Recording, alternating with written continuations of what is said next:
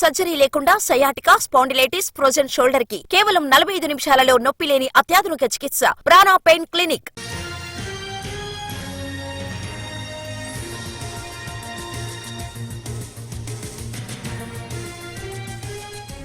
అన్ని వర్గాలకు సమన్యాయం చేసే డ్రీమ్ బడ్జెట్ ఇది అన్నారు కేంద్ర మంత్రి కిషన్ రెడ్డి. వికసిత్ భారత్ లక్ష్యాలను చేరుకునేలా బడ్జెట్ ఉందన్నారు.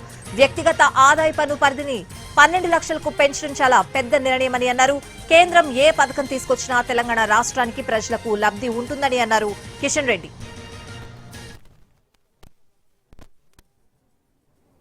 శ్రీమతి నిర్మలా సీతారామన్ గారు లోక్సభలో ప్రవేశపెట్టినటువంటి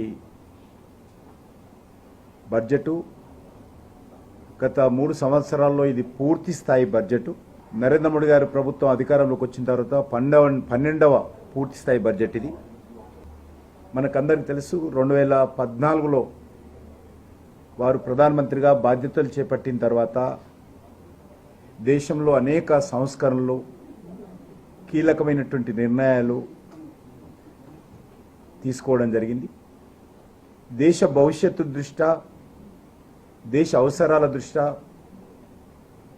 దేశం అభివృద్ధి జరగాలనేటువంటి లక్ష్యంతో అనేక కీలక నిర్ణయాలు తీసుకున్న తర్వాత ఈరోజు అవి ఫలితాలు కూడా మనకు లభిస్తూ ఉన్నాయి.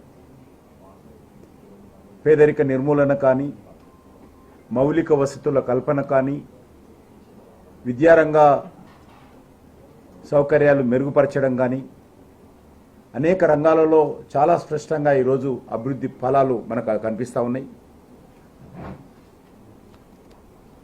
కానీ ఈరోజు ప్రవేశపెట్టినటువంటి బడ్జెటు ఇది ఒక ప్రత్యేకమైనటువంటి బడ్జెటు.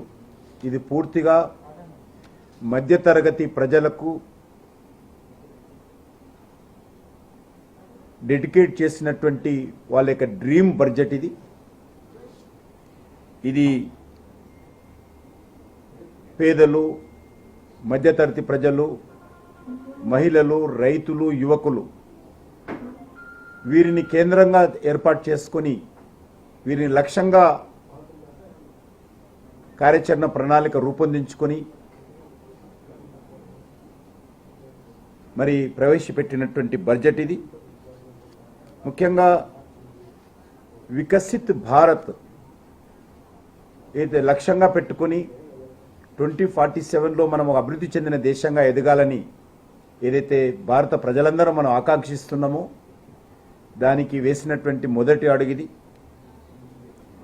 అంతేకాకుండా నేను ఇంతకుముందు చెప్పినట్టు మిడిల్ క్లాస్ ప్రజలు, మధ్యతరగతి ప్రజల యొక్క డ్రీమ్ బడ్జెట్ అని ఎందుకంటున్నామంటే ముఖ్యంగా వ్యక్తిగత ఇన్కమ్ ట్యాక్స్ పరిధిని నరేంద్ర మోడీ గారు ప్రధానమంత్రి అయినప్పుడు 2 లక్షలు ఎంతో ఉండింది. ఇది ఈరోజు 12 లక్షలకు ఎవరు ఊహించని విధానంగా 12 లక్షల వరకు కూడా ఇన్కమ్ ట్యాక్స్ లేకుండా ఈరోజు ఒక పెద్ద నిర్ణయం కేంద్ర ప్రభుత్వం తీసుకోవడం జరిగింది. నాకు తెలిసి గత 10-20 సంవత్సరాలుగా ప్రతి బడ్జెట్ అప్పుడు కూడా ప్రధానమైనటువంటి చర్చ ఈ యొక్క వ్యక్తిగత ఆదాయం పైన, ఏదైతే ట్యాక్స్ తగ్గింపు పైనే ప్రధాన చర్చ జరుగుతున్నటువంటి విషయం మనకు తెలుసు. ఎందుకంటే మిడిల్ క్లాస్కు మేజర్ కన్సర్న్ అది ప్రైవేట్ సెక్టార్లో పనిచేసినటువంటి ఉద్యోగస్తులు కావచ్చు, లేక మిడిల్ క్లాస్ ఫ్యామిలీస్ కావచ్చు, చిన్న చిన్న వ్యాపారాలు చేసేటువంటి వాళ్ళు కావచ్చు, వాళ్ళకి ఇది మేజర్ కన్సర్న్ ఇది. కాబట్టి ఈరోజు ప్రధానమంత్రి గారు చాలా ధైర్యం చేసి ఈరోజు ఆ యొక్క ట్యాక్స్ పరిధిని ఏదైతే పెంచడం జరిగిందో మరి దీని ద్వారా కేంద్ర ప్రభుత్వానికి